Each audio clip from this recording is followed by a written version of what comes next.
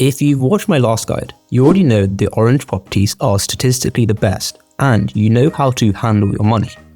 If you're new here, don't worry, while the basics are helpful, this video dives straight into advanced tactics you won't want to miss. You can always catch up on the fundamentals later.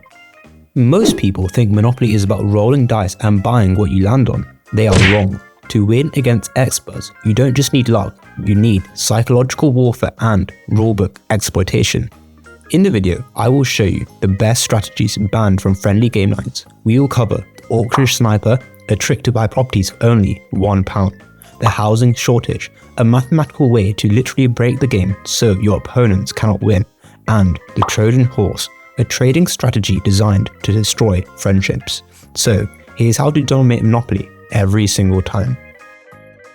First, let's talk about the rule 90% of players forget: auctions.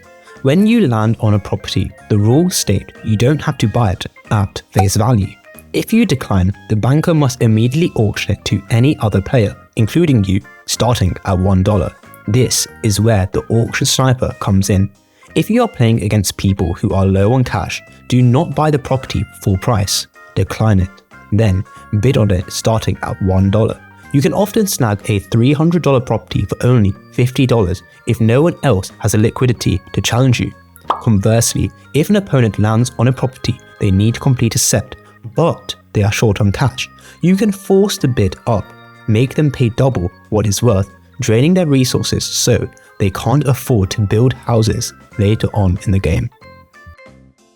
Next, let's look at the most broken rule in the entire game: the supply cap.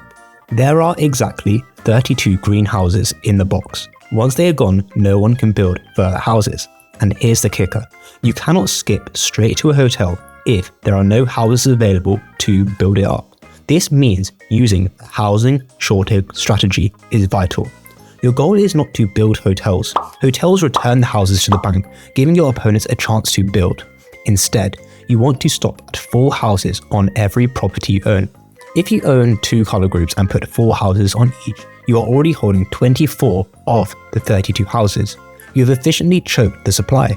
Your opponent can have all the money in the world, but if there are no green plastic houses in the box, they cannot improve their properties. They are stuck collecting peanuts while you collect bankruptcy level rent.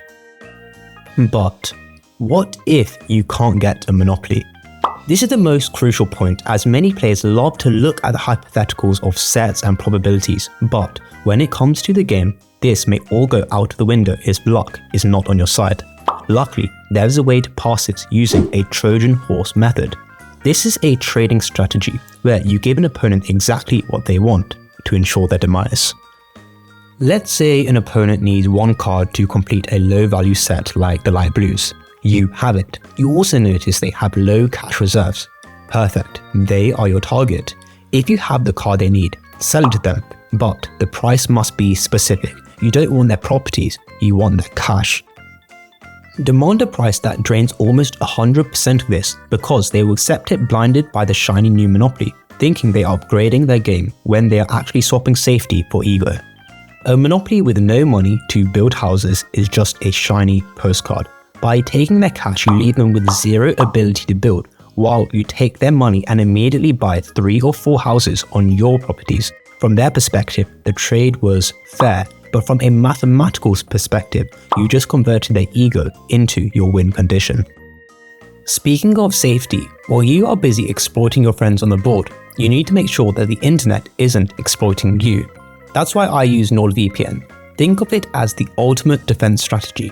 Just like you hide your cash reserves, NordVPN encrypts your data so hackers and ISPs can't spy on your moves. It's essentially like putting a hotel on your personal privacy.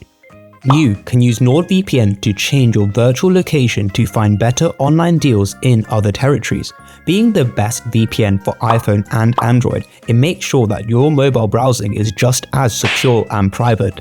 Be sure to check out the affiliate link in the description below to get all these benefits. Secure your connection, and let's get back to the board.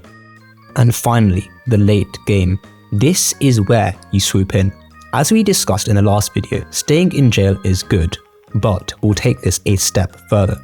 When the board is full of hotels, you want to be in jail for as long as possible and don't pay the $50 fine. roll for doubles. This guarantees you safety for up to 3 turns while still collecting rent. But the real tactic here is mortgage manipulation. If you are cash poor, mortgage your single properties before you sell houses on your monopolies. Most players panic and sell their houses first to pay rent. This is a mistake. Keep your houses on the board at all costs. They are your weapon. Only sell them if you are facing immediate bankruptcy. If this helped you, please like the video. If we hit 5,000 new subscribers, I'll release an advanced guide on Connect 4. And if you still haven't seen the original Monopoly video, be sure to check the description or look at the card in the corner. And in the meantime, be sure to check out this playlist on how to win every game every time to keep that streak alive.